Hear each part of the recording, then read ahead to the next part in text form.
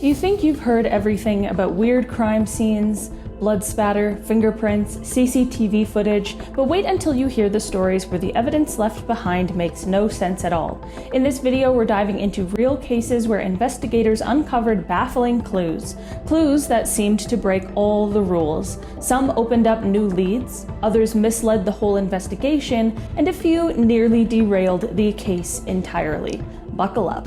What if I told you investigators hunted a serial killer for over a decade and all the DNA evidence was false? Between 1993 and 2009, police in Germany, France, and Austria found the same woman's DNA at dozens of crime scenes, burglaries, assaults, and even worse crimes.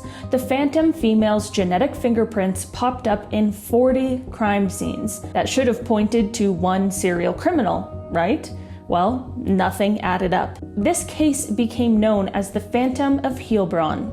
Investigators built an entire task force. They looked into missing persons, suspects, patterns, but ultimately in 2009, they realized the DNA wasn't real evidence of a criminal. It was contamination.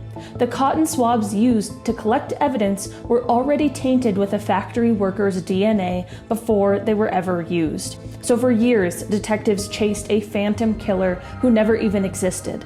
Every clue that seemed like a breakthrough was a red herring. It became one of the most embarrassing forensic blunders in history, and the lesson was that sometimes the evidence is broken before it even reaches the crime lab. A case cracked thanks to microscopic pollen, but not from a forest or a field, from a school.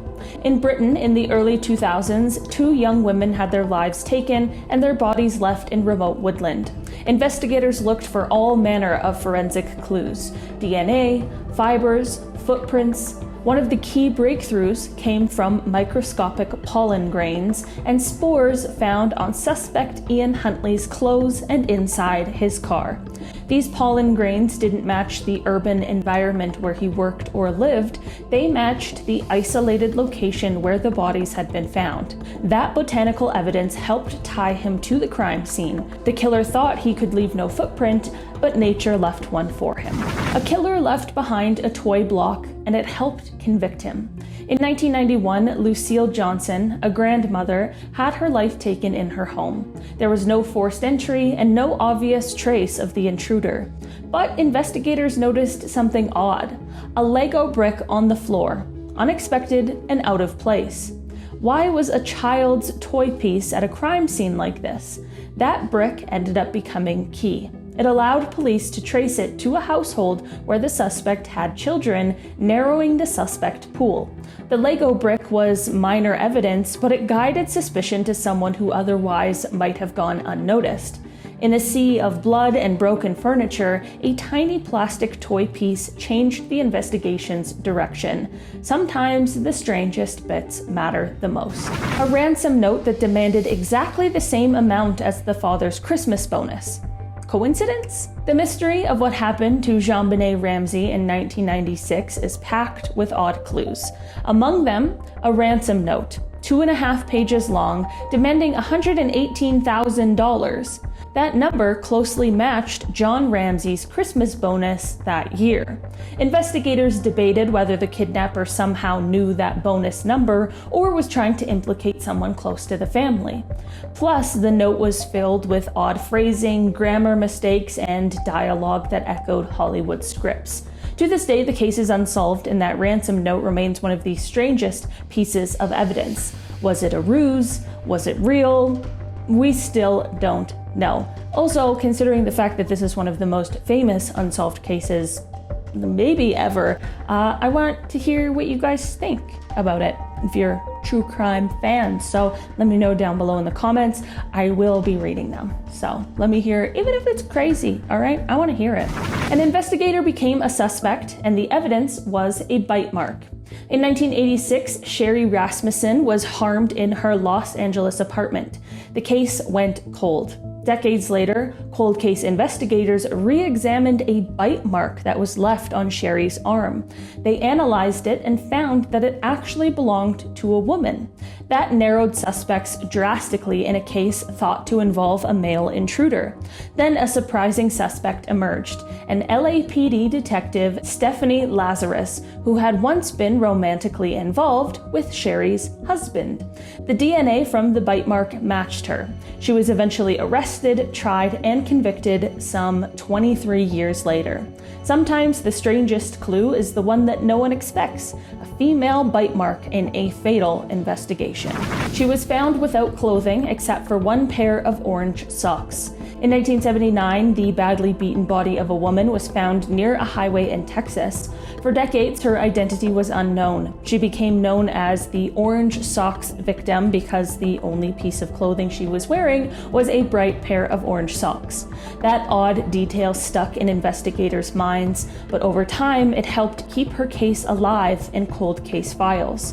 Eventually, in 2019, DNA and familial matching identified her as Deborah Jackson. The socks were trivial, but they became her enduring label and a piece of evidence survivors, citizens, and cold case detectives never forgot. The weapon was buried, then handed to a cop who did nothing for years. In the infamous O.J. Simpson saga, a knife believed to have been used in the crime was discovered buried years after the fact. A construction worker found it on Simpson's property and gave it to a traffic cop. That cop sat on it. He didn't report it to investigators right away, and when the knife finally entered evidence, its chain of custody was shaky, its relevance debated, and its delayed discovery made it less reliable as proof.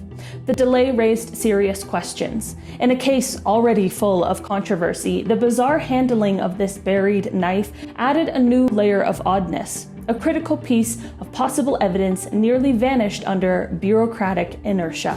A man died in one hotel room, but the bullet hole came from next door. In 2010, Greg Flanagan was found in hotel room 348 in Beaumont, Texas. Initially thought to be a natural death, investigators later discovered internal injuries inconsistent with natural causes. Then things got more strange. They found a bullet hole in the wall connecting his room to the adjacent room. That meant the shot likely came from the room next door. But no one in that room initially admitted to firing. Eventually, police tracked an electrician in the adjacent room who claimed he accidentally fired. He was convicted, and this bizarre clue, the hidden bullet hole through a wall, wasn't obvious at first. That hidden shot turned a presumed accident into a crime. A woman was made into pieces, then wrapped in torn newspaper pages. The same missing pages from the killer's own subscription. In Singapore in 2005, Lu Hong Mei had her life taken. Her remains were disposed of across multiple locations, wrapped in plastic and newspapers. The torn pages turned out to match missing pages from newspapers the suspect had subscribed to. That linking of the wrappers to his own paper subscription became strong evidence. Investigators also matched metal fragments found stuck in her leg to the suspect's meat cleaver. The idea that the killer would accidentally wrap parts in his own newspaper pages seems absurd, and yet it happened. That newspaper clue helped convict him in a brutal crime. Investigators found a body in the snow, but not a single footprint leading to or away from it. In 1987, residents of a quiet Alaskan town were baffled when a man was discovered in a snow-covered alley. There were drag marks near the body, but when investigators arrived, they realized something strange. There were no footprints. It looked as if the perpetrator had somehow floated in, committed the crime, and then vanished into thin air. At first, police thought the wind might have covered the tracks, but meteorological data showed the snow had stopped hours earlier. That's when a detective noticed faint circular depressions in the ice. They weren't shoe prints. They looked like smooth discs. After some experimentation, they discovered what had happened. The killer had strapped frozen blocks of ice to the soles of their boots. As they walked, the ice compressed the snow underneath, but it left no tread pattern. Then, as the killer fled, the ice melted away, erasing all trace of their path. Though the suspect was later identified through unrelated evidence, the method itself stunned forensic investigators. It was a disturbingly creative way to avoid leaving prints, and one that actually worked. Alright guys, that has been our list for today. Thanks so much for checking it out. I've been your host today, Olivia Kozlowski, and I will see you again soon. Goodbye.